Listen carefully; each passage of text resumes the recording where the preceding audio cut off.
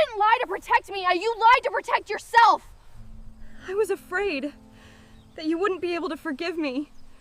After listening, please subscribe, hit like, and leave a comment before the next part. I found the letter on Sunday after service.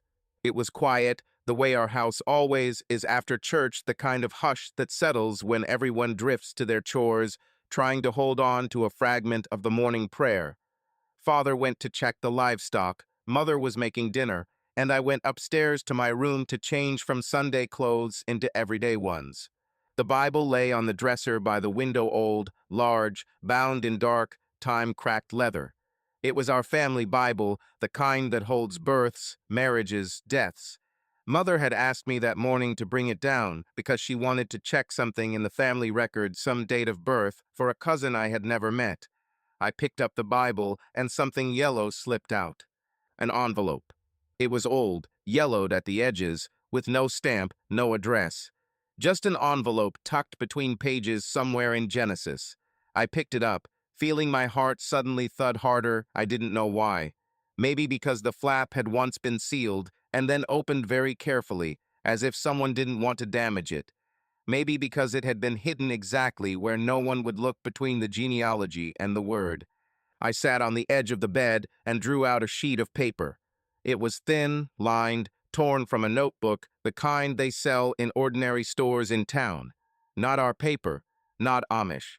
The handwriting was neat, slightly slanted, written in blue ink, in English. September 12th, 2007, I read at the top. 2007, I had been born in the spring of that year, in April. My fingers trembled as I read on. I am giving you the child, but I cannot stay. She deserves a home, a family, a life I cannot provide. Please take care of her. Please love her as your own. I know you will. I have watched you and I know you are good people. This is the hardest thing I have ever done, but it is right. Thank you. I am sorry. M. Carter. I read the letter 3 times. Then again. The words did not change, but their meaning would not settle in my mind. Child. Cannot stay. Take care of her. M. Carter. Who was M. Carter? I tried to remember whether I had ever heard the name. In our community, everyone bears simple names: Yoders, Stoltzfuses, Zooks, Kings. There had never been any Carters. That is an English name. Worldly. I turned the envelope, hunting for anything else, any detail, any clue. But there was nothing. Just an empty yellow envelope and a letter on thin paper. My heart pounded so loudly I could hear it in my ears. My hands went cold, though the room was warm. The summer still held. A hot September day, sunlight pouring gold through the clean window. I heard footsteps on the stairs, light, familiar. Mother. I don't know why, but I slipped the letter back into the envelope, then froze. Where should I put it? Should I show it to Mother? Was it meant for someone else? Why was it hidden in the Bible? Rachel? Mother's voice in the hallway. Are you coming down? Dinner is almost ready. Coming, Mom, I called back, and my own voice sounded strange to me. The door opened. Mother stood on the threshold, tall, spare, in a gray dress and white cap, with a face that always held calm and kindness. She looked at me, then at the Bible in my hands, then at the yellow envelope I held as if it might bite. Her expression changed. Not sharply, not dramatically, but I saw something flash in her eyes: fear, shock, and then she went pale, paler than the walls of our room. Where did you find that? She asked, her voice soft, too soft. In the Bible, I said. It just fell out. I wasn't looking for anything, Mom, I just. Give it to me, she said, holding out her hand. I didn't understand why I hesitated, but I did.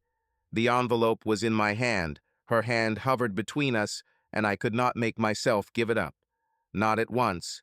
Rachel, Mother repeated, and there was something firm in her voice now, something that was not usually there. Give me the letter. I gave it. She took the envelope without looking at it and held it in both hands, tight, as if it might run. Did you read it? She asked, still not raising her eyes. Yes, I said. Mom, what does it mean? Who is M. Carter? Whose child is she talking about? Mother finally looked at me. Her face was still pale, but now I saw something else: pain. Deep, old pain, hidden under years of silence.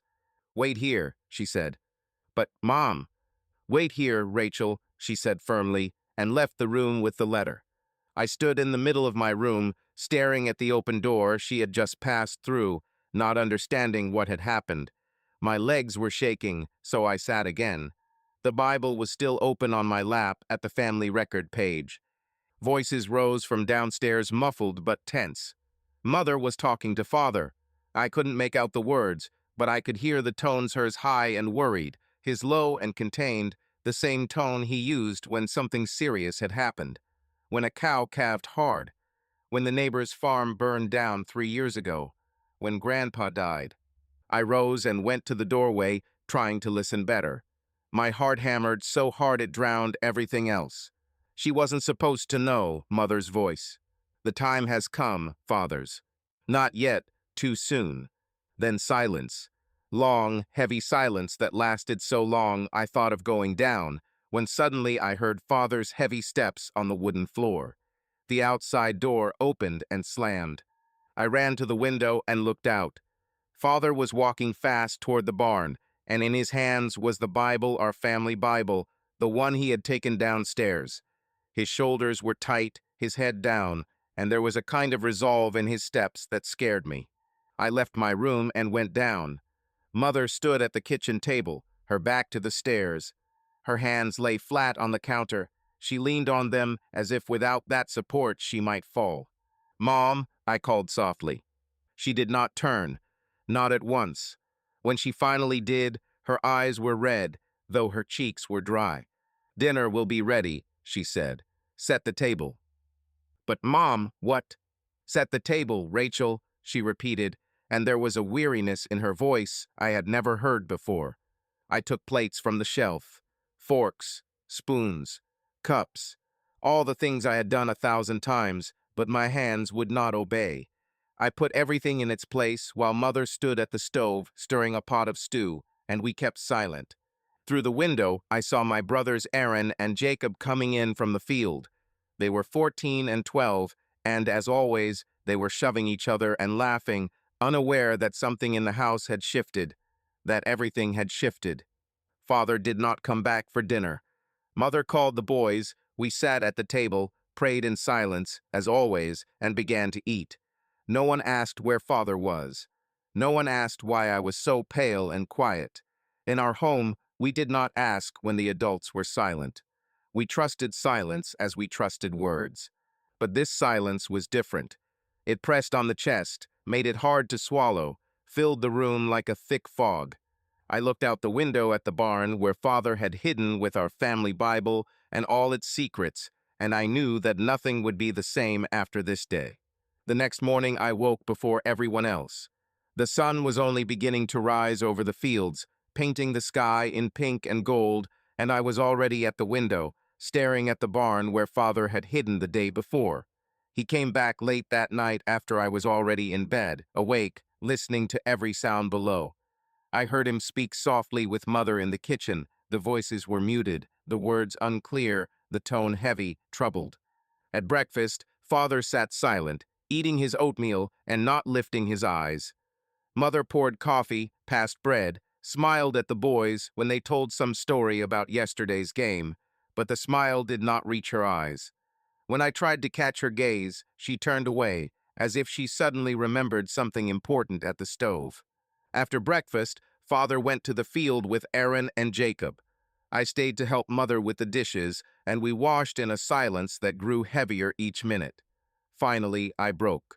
"Mom," I began, holding a damp plate, "about that letter." "Rachel, not now," she interrupted without turning. "But I have a right to know." "A right?" Mother turned to me sharply, and for the first time I saw in her eyes not only worry but something like anger. "You have a right to obedience. You have a duty to trust your parents. That is what you have been taught all your life, is it not?" Her words struck like a slap. I stood with the plate in my hands, something tightening in my throat. "I do trust," I said softly, "but I don't understand. If there is something I should know."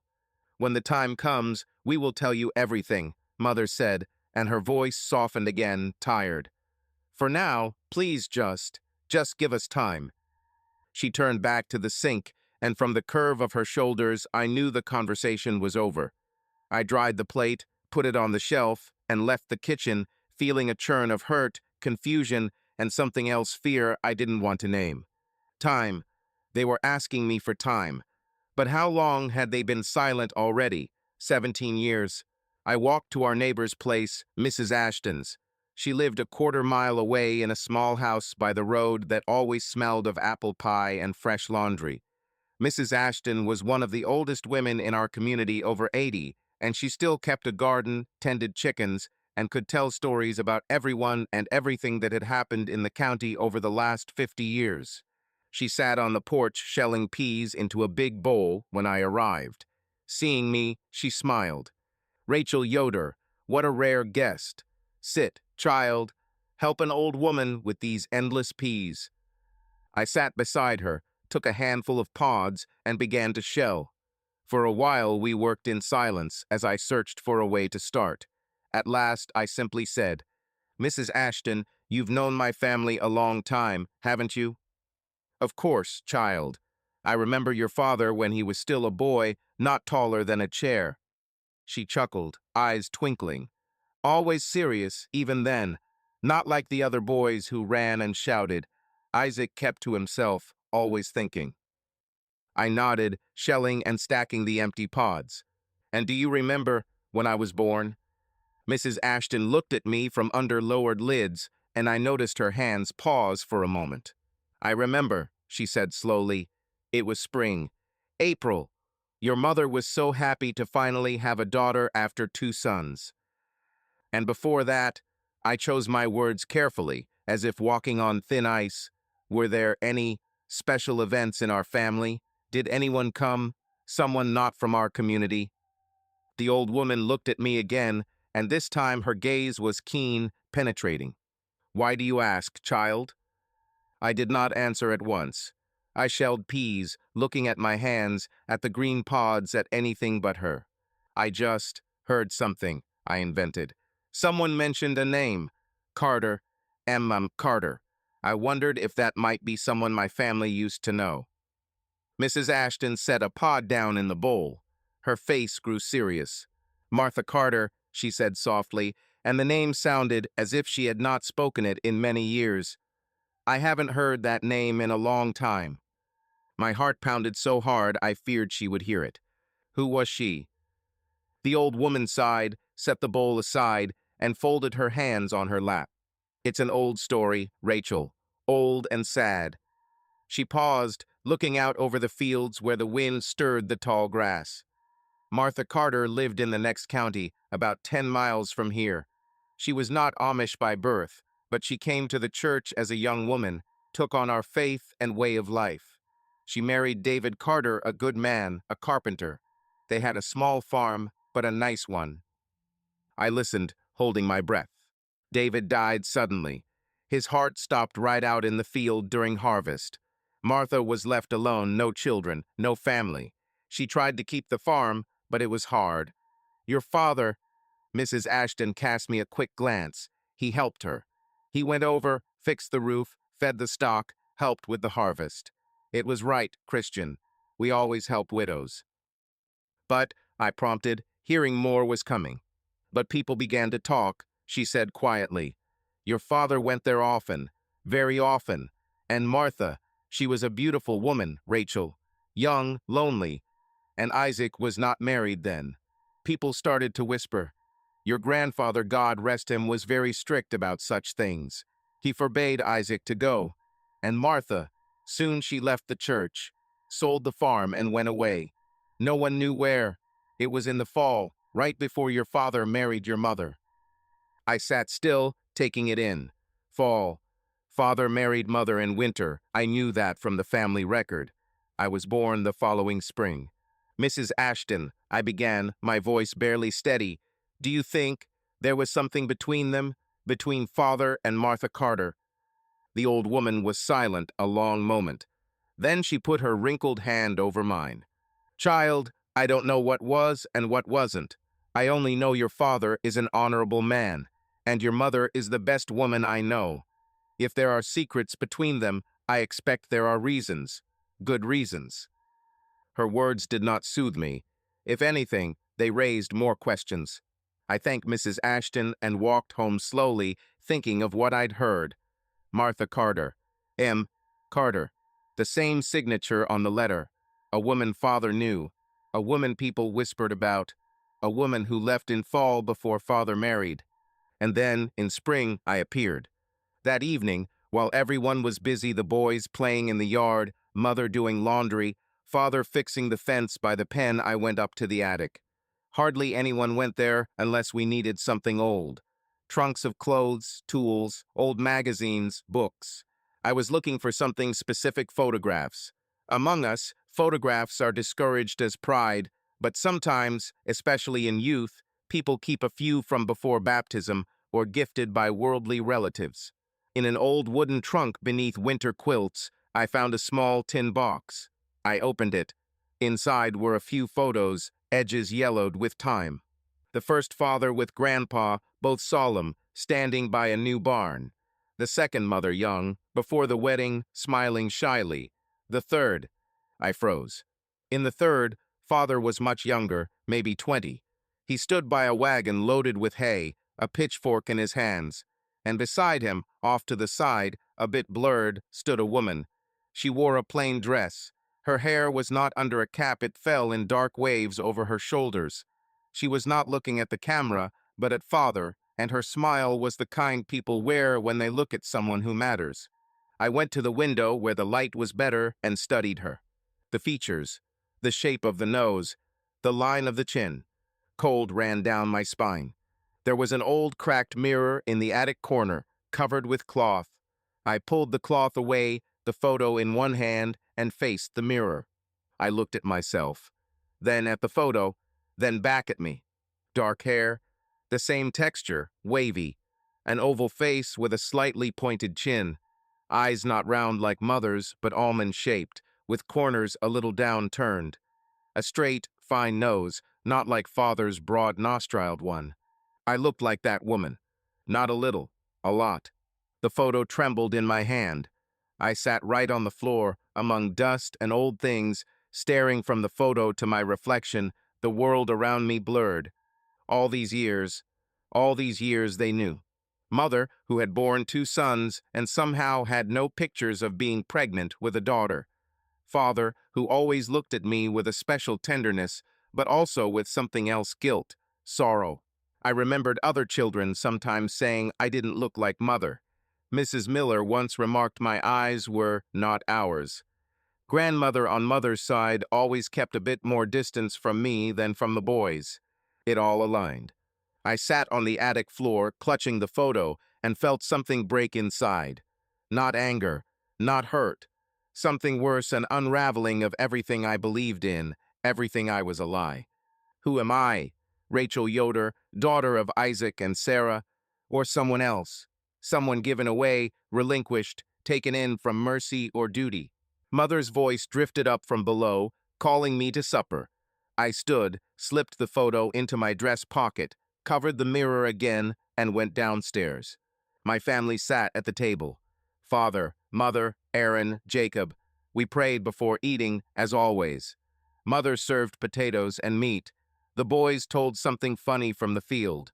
Father listened and sometimes nodded. And I sat among them and, for the first time in my life, felt like a stranger. I looked at mother and thought, you did not give birth to me. I looked at father and thought, you know the truth, but you are silent. I looked at my brothers and thought, are we not truly full brother and sister? When mother offered me more food, I shook my head.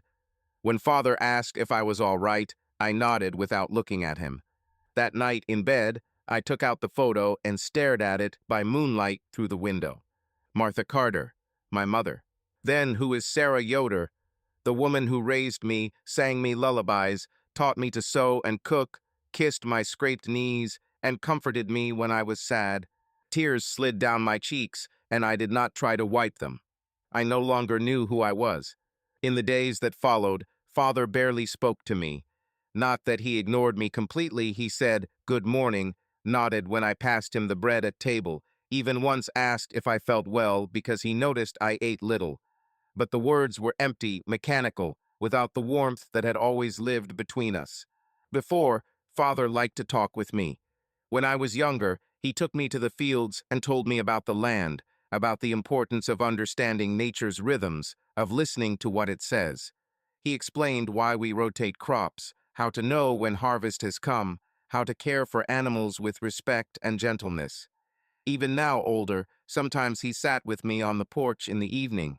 We watched the sunset, and the silence between us was pleasant, peaceful.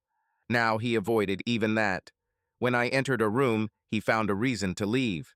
At table he sat where he would not have to look at me. Once, when my hand brushed his as I passed the coffee, he flinched as if struck and pulled away. That hurt more than any confession. Mother was different. She did not avoid me, if anything. She tried to be closer than usual. She offered help where I needed none. She asked small things: did I sleep well? Was I warm enough? Did my head ache? In her eyes there was something pleading, as if she begged me not to ask, not to dig deeper, just to leave things as they were. But at night I heard her. Our room was downstairs while my parents' was above, but the old house carried sound. I woke in the dark to a soft whisper, steady like prayer. Once I crept to the stairs and listened. Mother's voice was barely audible, but I caught the words. "Forgive me, Lord. I knew it was wrong, but what else could I do? He needed me. She needed a family.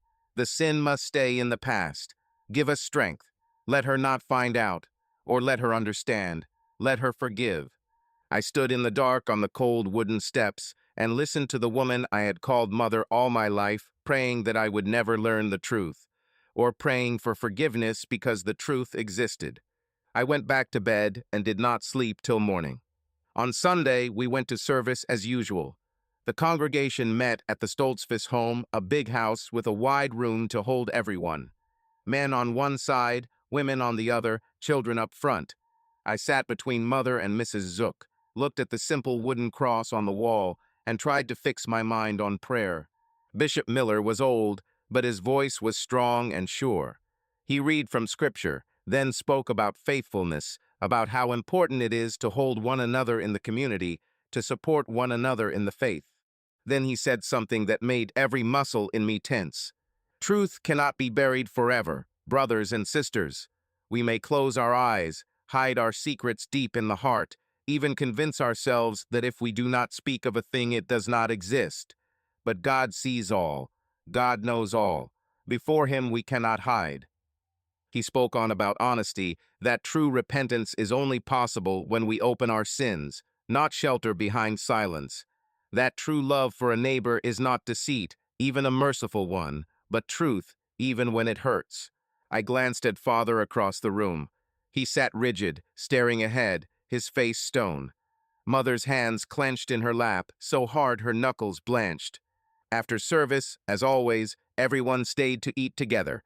Women set out food on long tables under the trees, men talked about crops and weather, children ran and played. I helped with plates, sliced bread, poured lemonade, but my thoughts were far away. When no one was near, I went to Mrs. Ashton in the shade of the old oak. "Mrs. Ashton," I said quietly, crouching beside her, "you mentioned Martha Carter's farm. Where was it?" She looked at me closely. "Why do you need that, child?" I hesitated, then told the truth part of it. "I want to understand. I want to know what happened. No one will tell me, and I have a right to know." Mrs. Ashton was silent a long time, then sighed. The farm was about 10 miles east, near Bird in Hand. After Martha left, Emily Prout bought it.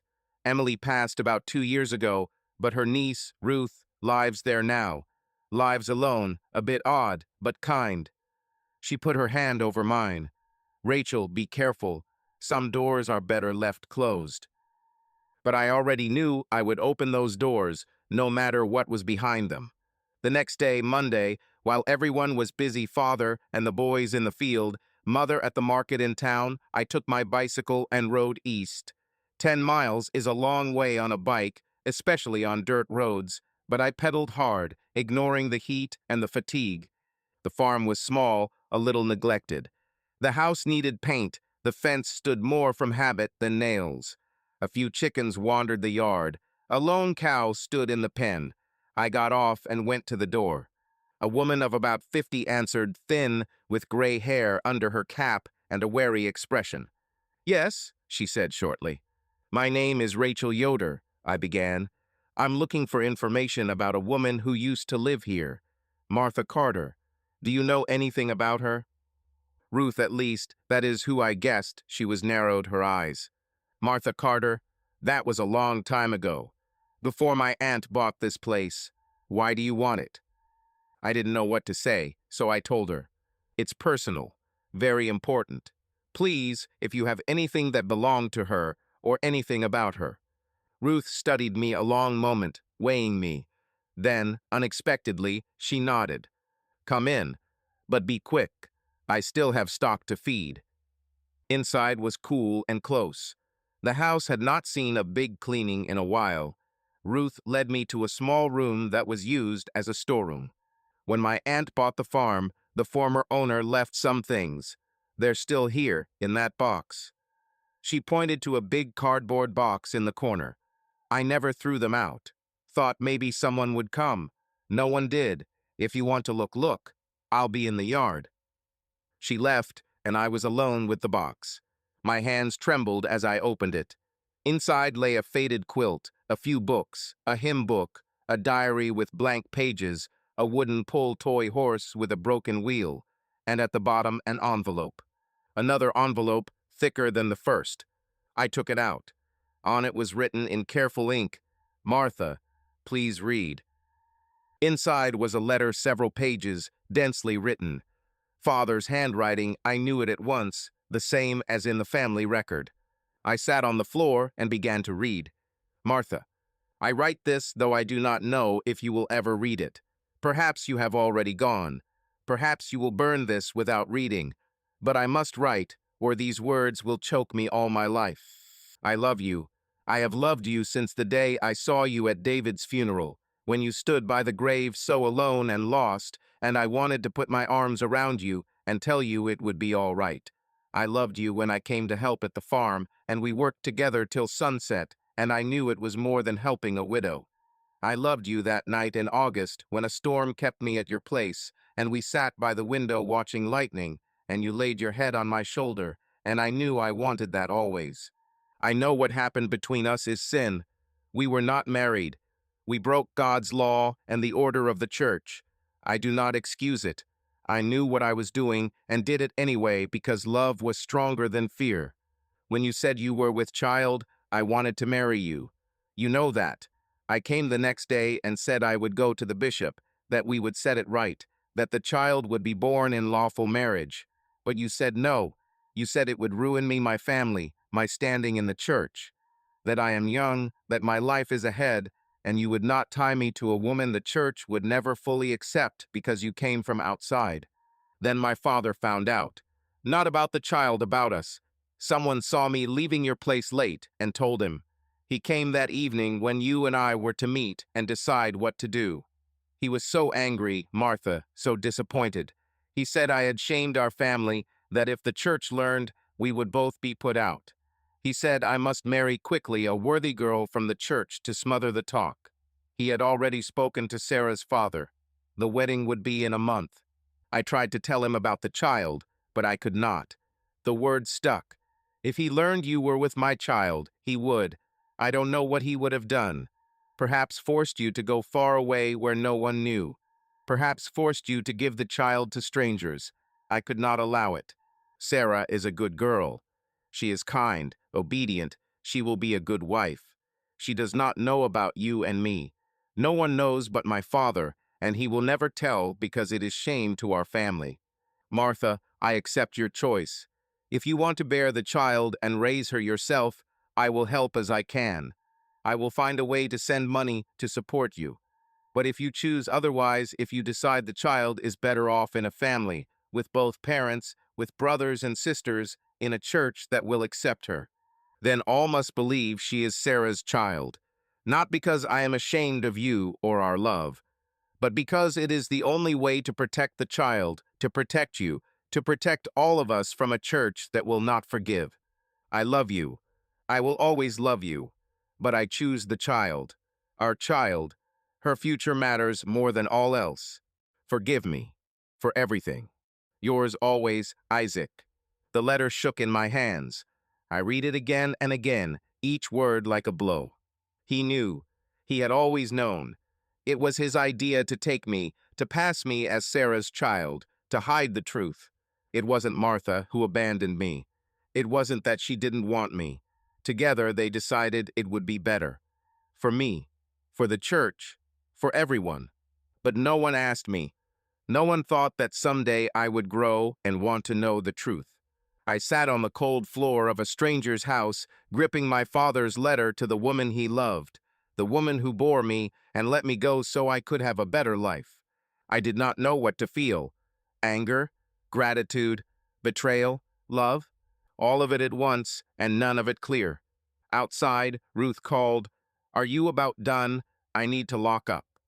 I stood, slipped the letter back into the envelope, tucked it into the inside pocket of my dress, thanked Ruth, got on my bicycle, and rode home. The road felt shorter, or longer. I didn't notice. In my head, my father's words sounded, "I choose the child, our child." He chose me. But to choose me, he had to refuse the truth. I reached home as the sun leaned toward the horizon, painting the sky in red and orange. I left the bike by the barn, wiped sweat and dust from my face with my sleeve, and walked to the house slowly, feeling the weight of the letter in my pocket as if it were made of lead. Inside, I heard voices in the kitchen, mother back from market, unpacking, talking with the boys about ordinary things. Aaron laughed. Jacob joked. An ordinary evening in an ordinary Amish family. Only nothing was ordinary. I stepped into the kitchen. Mother turned, saw me, and smiled, but the smile froze when she took in my face. "Rachel, where have you been? You look." "Where is father?" I cut in, my voice calm. Too calm. "In the barn, checking tools." Mother set a sack on the table and came closer. "What happened, child?" I didn't answer. I went out to the yard and headed for the barn. Father stood at the bench, sharpening a tool, his back to the door. He didn't turn when he heard my steps. "Dad," I said. He went still. He set the tool down slowly and turned. His face looked tired, old, as if he had lived years in a few days. "We need to talk," I said. "All of us. At the table, now." He looked at me a long moment and then nodded. We walked to the house together in silence. Mother was setting the table for supper, but when she saw our faces, she stopped. "Boys," Father said, "go upstairs. There's time before supper." "But, Dad," Aaron began. "Upstairs," Father repeated in a tone that allowed no argument. The boys looked at us curiously but obeyed. Their steps on the stairs sounded loud in the quiet. Their door closed. The three of us remained in the kitchen. Mother by the stove, Father by the door, me in the middle. The lamp on the table burned dimly, throwing long shadows on the walls. I took the envelope from my pocket and set it on the table. "I know everything," I said. Mother saw the envelope and her face went ashen. She reached for a chair, found it, and sat heavily as if her legs would not hold her. Father did not move.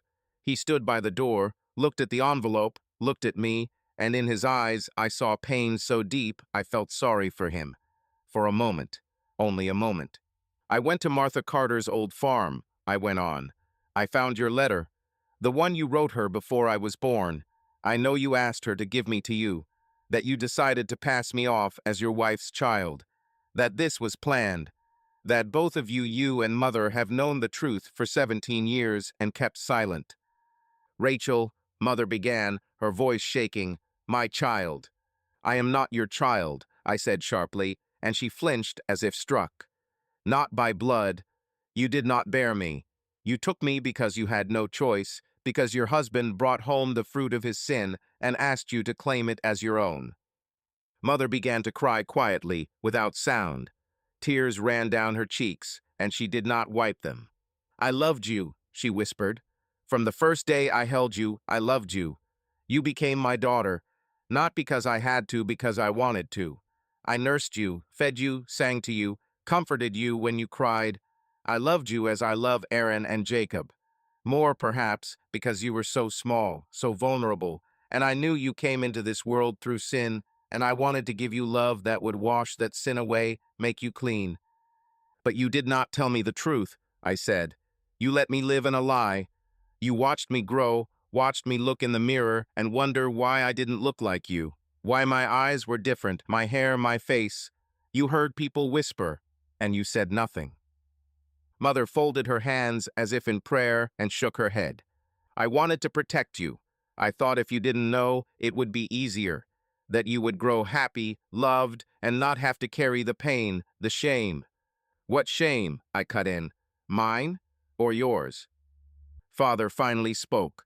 His voice was low, contained, stretched thin. I tried to do what was right, he said. For everyone. For Martha, for Sarah, for you. I knew that if the church learned the truth, we would be put out. Me, you, perhaps even Sarah for knowing and keeping silent. You would grow under a cloud, a child of sin, looked upon with judgment. I could not allow that.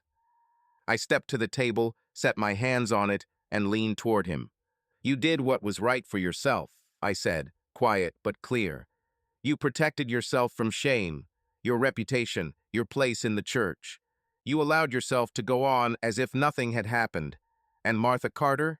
She left, gave up her child, lived with that pain alone. And me? I lived in a lie, not knowing who I truly was.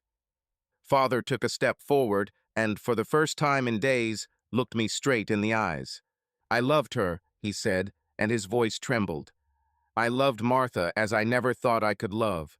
But I could not turn my back on the church, on my family, on everything I believed. My father arranged my marriage to Sarah, and I could not say no. I could not destroy everything. When Martha said she was with child, I wanted to marry her, but she refused. She said it would ruin me. And then we decided. I asked her to give you a chance at a normal life, in a family, in the church. Did you think of God when you made that choice? I asked. Did you think that God sees the truth, even when people do not? Did you think that sin cannot be hidden by pretending it does not exist? Father was silent. Mother cried more softly now, wiping her face with her apron. You did what was right for yourself, Dad, I said again, but not for God. I walked to the door and paused on the threshold. I cannot be here right now, I said. I need time. I need to think, to understand who I am now. Rachel, don't go, Mother pleaded. Please, child, stay. We'll talk. We'll work it out. But I was already walking. Across the yard, past the barn, into the cornfield where the tall stalks whispered in the evening wind. The smell of hay, earth, late summer, everything that had always been home now felt strange, distant. I walked between the rows until I reached the field's edge where an old bench stood under an oak. I sat, watched the sunset fade beyond the horizon, and cried quietly, bitterly feeling something break inside that could never be what it was. The following week, I spoke little to my parents. We lived in the same house like strangers, sharing space, but not life. Mother tried to cook my favorites. Twice Father came near me, began to speak, then walked away in silence. The boys felt the tension but did not know its cause, and I was grateful for their ignorance. Someone in this house could remain innocent. On Friday, Bishop Miller came to us. I saw Father speak with him by the barn for a long, serious while. The bishop nodded, listened, set a hand on Father's shoulder. When they finished, the bishop looked toward the house, toward my window, and his face was sad, thoughtful. That evening, Father said that on Sunday service would be at our home at the Yoders. That was unusual. Our family hosted once a year, and our turn should not have come until December. But the bishop had decided otherwise. Why? I asked. Father did not answer. He only looked at me a long time, and in his eyes I saw something like surrender. I understood. He had told the bishop, or the bishop had guessed, and now the time had come. On Sunday morning, I dressed with care black dress, white cap, apron without a spot. I went down and helped mother and father set benches in the big room, prepare the space for the congregation. We worked in silence, as always, but the air was tight with tension, heavy enough to cut. People began arriving after 8. Families came in, greeting, removing hats and shawls, settling on benches. Children sat up front, women to the right, men to the left. All as usual. Only the looks were not as usual. Many watched our family with interest, taut, as if waiting. Bishop Miller began with scripture. Then we sang hymns slow, deep, filling the room with resonant voices. I sang with everyone, but the words lodged in my throat. After the hymns, the bishop spoke about repentance, that we are all sinners before God, that all need forgiveness, that the church exists not only to judge, but also to support, to raise those who have fallen, to help carry the weight of sin and sorrow. Then he did something unusual. Instead of continuing, he looked at me and said, "Rachel Yoder, do you wish to say anything to the congregation?" Silence fell so complete we could hear breathing. Everyone turned to me. Mother clutched the edge of the bench, pale. Father sat unmoving, staring straight ahead. I rose slowly. My heart hammered so hard it seemed it would leap from my chest. My hands shook, but I clasped them and steadied. I walked forward and stood before the church, before all these people who had known me all my life, who thought they knew who I was. "I would like to read a passage from Scripture," I said, my voice quiet but even. From the Gospel of John, chapter 8, verse 32. I held the Bible, our family Bible, the same in which I had found the first letter. I opened to the place and read, "And you shall know the truth, and the truth shall make you free." I closed the Bible and set it on a chair. All my life I believed I was Rachel Yoder, daughter of Isaac and Sarah. I began, my voice stronger now. I believed I was part of this church, part of this family. But a few days ago, I learned the truth.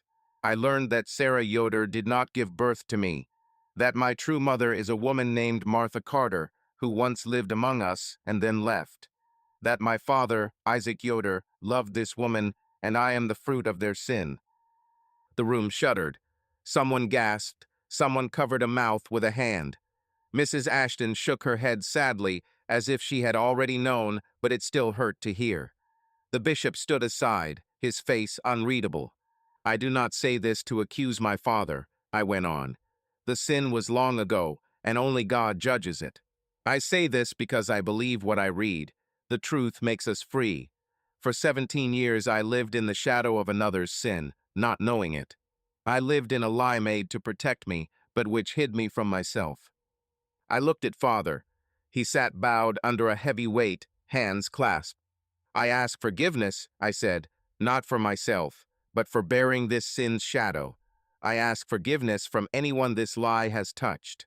But I also want to say I will not live in shadow anymore. I want to know who I truly am. Not only a name, not only a place in the church, but who I am before God." Silence, long, heavy, like an age. Then Father stood, slowly, as if each movement cost him. He walked forward and stood beside me, and all eyes went to him. He did not speak at once. He set his hand on my shoulder, heavy, warm, trembling. In that touch was acknowledgement of the truth he had hidden so long, of sin, of love. "She speaks truth," he said at last, his voice hoarse, barely above a whisper. "I sinned. I loved a woman not my wife. I hid my sin. I asked my wife to take a child and claim her as her own to protect us from shame. I tried to do right, but I did it wrong. I deceived the church. I deceived my wife. I deceived my child. I ask forgiveness. I ask God. I ask you. I ask my family." He bowed his head, and his shoulders shook. I had never seen my father cry. Never. But now he wept soundless, racked, like a man who has held pain too long and finally lets it out. Bishop Miller came to us. He set a hand on Father's shoulder and the other on mine. "Church," he said, his voice firm and commanding, "we have heard confession. We have heard contrition. We must pray for this family, for Isaac, for Sarah, for Rachel. We must ask God to show us the way of forgiveness and restoration. But first we must accept the truth. The sin is done. The lie is revealed. Now comes the time for healing. He stepped back and motioned for all to rise. The congregation stood, and the bishop began to pray long and deep, asking God for mercy, wisdom, the strength to forgive. I stood there with Father's hand on my shoulder and listened to the prayer, and I felt something inside me open, not at once, not quickly, but slowly, carefully, like a flower after a long winter. When the prayer ended, people began to leave, some quickly, silently, faces stern. Others came to Father, gripped his hand, nodded. Mrs. Ashton came to me, hugged me tight, and whispered, "You are braver than I knew, child." Mother stood apart by the door, crying quietly. I went to her, not knowing what to say or do. She looked at me through tears and whispered, "I loved you. I have always loved you. You are my child, Rachel, not by blood, by love." I stood before her, my throat tight so I could not speak. At last, I simply put my arms around her hard, long, and felt her shaking in my embrace. "I know," I whispered. "I know, Mom." That evening, when everyone had gone, when the house was empty and quiet again, I went outside. The sun had only just begun to rise. I had not slept all night, sitting on the porch, staring at the stars, thinking of all that had happened. The dawn was beautiful. Mist lay over the fields. Golden light filtered through it, softening everything. Birds sang. The wind moved in the tall grass. The world felt new, washed clean. I stood there, on the threshold between house and field, between past and future, and for the first time in many days I breathed freely. The truth was out. The sin confessed.